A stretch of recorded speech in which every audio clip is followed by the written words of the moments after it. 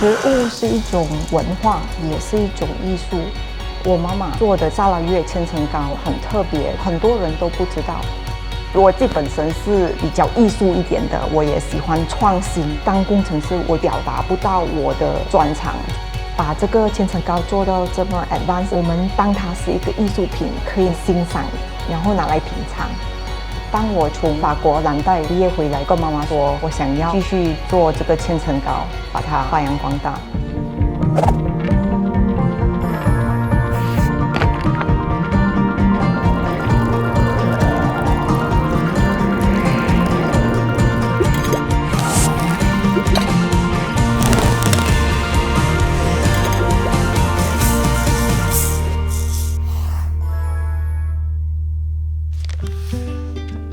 沙拉越的千层蛋糕呢，设计会比较多姿多彩，工序会比较复杂一点。千层糕已经是我们沙拉越人的生活的一部分了。无论是什么节日啊，开斋节啊、丰收节啊，我们都会拿出这个千层糕切出来，让大家一起享用。这个比较 advanced 的 cake lapis 其实是正方形嘛，普通的其实只是一个8个不同的部分组合起来，我们的有16个部分，所以我们要把16个部分把它组合起来。到今天我们已经做了32个不同的部分组合起来了。除了好看，它吃起来的口感比较湿润，然后我们也在用料方面花了很多时间去调整，所以口感也是非常好的。从小到大呢，我就在厨房看妈妈做蛋糕、千层糕，很辛苦。其实我是很怕做蛋糕的，一点都不喜欢。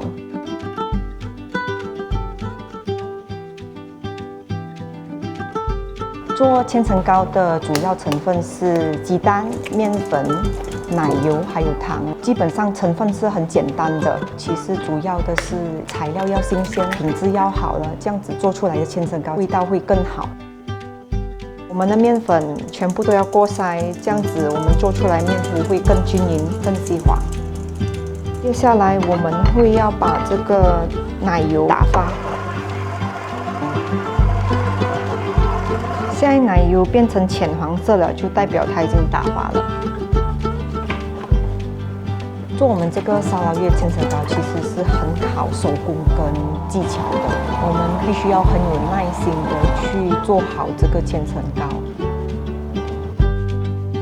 搅拌这个颜色的时候，我们要特别的谨慎，因为我们必须要每一层都调到很准确，才可以确保接下来的那些步骤都对得到。这个烤箱是特别外国定做回来做这个千层糕的，它的用途呢其实很方便，我们这样子进进出出做这个千层糕，完全是没有 shortcut 的啦，要很有耐心每一层烤咯，你要很喜欢做，你才会持续下去，做得更好。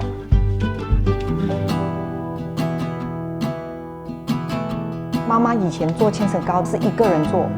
其实教了很多个徒弟都没有办法做好，到后来还是自己下手做了整20、30年，都找不到一个好帮手。我们就要量一下高度，要确保我们切的过程出来的效果是一个正方形的，这个很重要。我也是花了很长的时间去练好切割的技术啦，每个步骤都要专心的去做。我们切割要把它切对角，45度的切对角，把切好的千层糕撒一层果酱，把它粘起来。这个是我们千层糕最后一个步骤咯，就是它的外皮。我们现在要把它切边。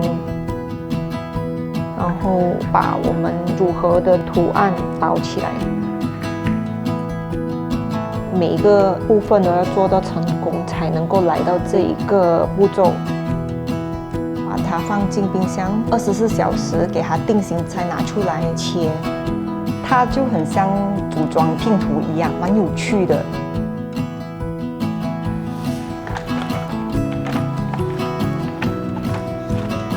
其实去法国深造的时候，感觉就很像旅游一样，因为是我爱做的，那感觉很轻松。如果比起读工程系来说，读工程系是很辛苦的一件事情，很难才熬过了那个5年。突然跟我讲，妈妈，你教我做这个，教我做。他讲很可惜，没有人做啊。等下没有人会做，他们会 pass on to another generation 那样子咯。慢慢变，没有人要做去。我觉得他很矛盾啊，他要教不教，他教了，他觉得哇，你做得那么好，之后呢就更加辛苦。妈妈不是很会用语言去表达她对我们的爱，所以她做了这本书，花了很多的时间跟心血。我没有讲出来啦，我偷偷做，我怕他忘记还是不知道要怎样做起来，我就画起来，我做的有学到新的东西，我就画起来给他了。